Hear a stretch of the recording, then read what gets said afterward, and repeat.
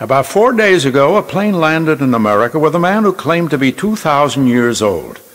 Today, that man is visiting a school just like your own to tell the children of the world what it's like to be 2,000 years old. Kids, this is your chance to ask the oldest man in the world anything you want. Sir, are you really 2,000 years old? 2000, October 16th. How did you know how old you were back then? Did you have calendars? We didn't have formal years, and nobody kept time then. We just sat around, we pointed in the sky, and we said, whoa, hot, whoa, you know. We didn't even know it was the sun. Who was the biggest influence in your life? Your father or your mother? Mother. Wonderful woman, short and busy, cleaning and cooking and killing. Killing? Chickens. Yeah. Sure. Friday night, anything but feathers was a goner near us. What did you use for transportation when you were a boy? Mostly fear. Fear transported you? Fear, yes. You would see an animal would growl, you would go 2 miles in a minute. What kind of work did you do back then? I'd take a piece of wood, see, and rub it and clean it and look at it and hit earth with it and hit a tree with it. Why did you do that? Just to keep busy. There was absolutely nothing to do. We had no job. Hitting a tree with a piece of stick was already a good job. Mainly it was sitting and looking in the sky was a big job. And another job was watching each other was one thing. That was light work, looking at each other. What language did you speak? We spoke rock, basic rock. Could you give us an example of that? Hey, don't throw that rock at me. Put that rock. Hey, what are you doing with the rock there? Call a policeman. What food did you eat? 2,000 years ago, we only ate what God meant, the organic, the natural. Clouds, stars, rocks. We ate big things. No meat? Didn't you eat protein? We ate the red ant. Yes, you have to be careful of the red ant because they're hard to kill. So if a few live ones are on your tongue, they'll eat your tongue before you'll eat them. You have to be very fast with red ants. Eat them because it's more or less a race with them. Sir, I'd like to find out how some customs started, like singing. How did singing start? Fear. Can you sing us one of your songs? A lion is eating my foot off. Somebody call a car. A lion is eating. That's a song.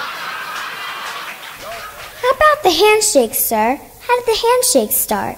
Fear. If you were afraid of someone, why would you shake their hand?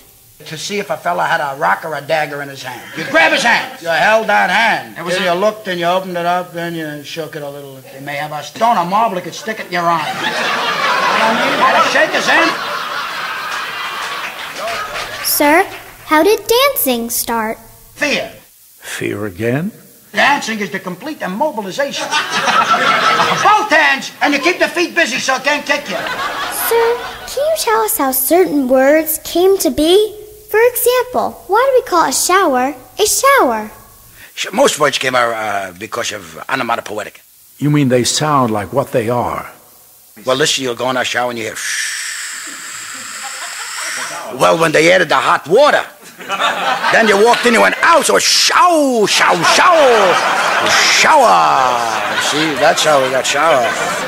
Why did we call an egg an egg? Look at that chicken, study that chicken very, very, very, very closely. As it produces an egg, and you listen to it, you'll see the chicken goes, eggs! That's how, an egg comes up. Sir, you must know about some of our legendary heroes who existed during your lifetime. For instance, Robin Hood. Was he real? Lovely man, ran around in the forest.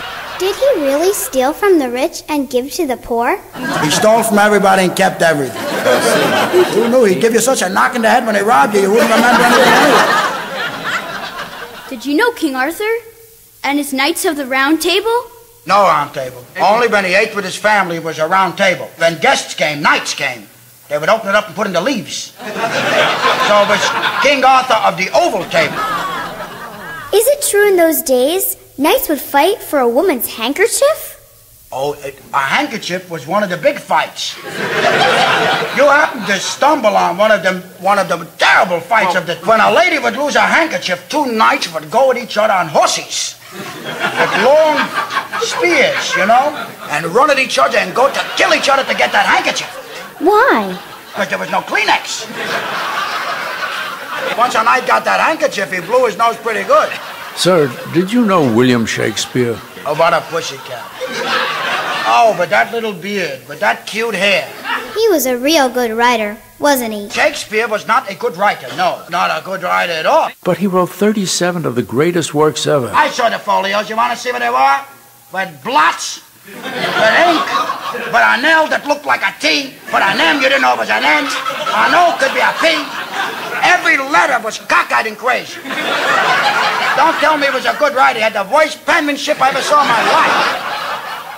Sir, which of the great inventors or explorers do you feel was the most important? Columbus, Einstein? He was good. But who do you personally feel was one of the greatest contributors to our civilization? Murray. Murray? Murray was one of the big inventors. Fire. He was standing under a tree, and came a big bolt of lightning, set the tree on fire, and set Murray's beard and his clothes and his hair on fire. And he came running into the cave, all on fire, and I jumped up. I remember I leapt to my feet, and I said, "Get your marshmallows on your sticks! Hurry! Hurry!" And then we all rushed at Murray, but they were so greedy we put him out. Too many marshmallows. What has kept you alive for all these years? Will to live. Well, children, the will to live has kept many people alive. Not the will to live. Doctor to live. Dr. Will to live. The man that's kept me alive. No, the will, yes. William to live, a genius. The man's a genius. My mom says fruits keep you healthy. Is that true? There's a fruit for any disease that mankind has had. Name the disease, I'll give you the fruit. How about hardening of the arteries? Bananas, because arteriosclerosis, hardening of the artery, you need something soft. Either bananas or a mushy pear. Either one will save you. What about diarrhea? Diarrhea, you gotta eat peaches. Peaches? Any kind of peaches? Oh, no. Not Alberta. Really? The cling peaches.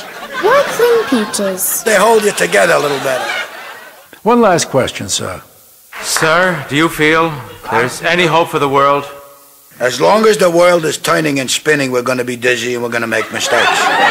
If some smart guy can stop it so we're not nauseous, then we'll be able to think and we'll solve the problems of the world.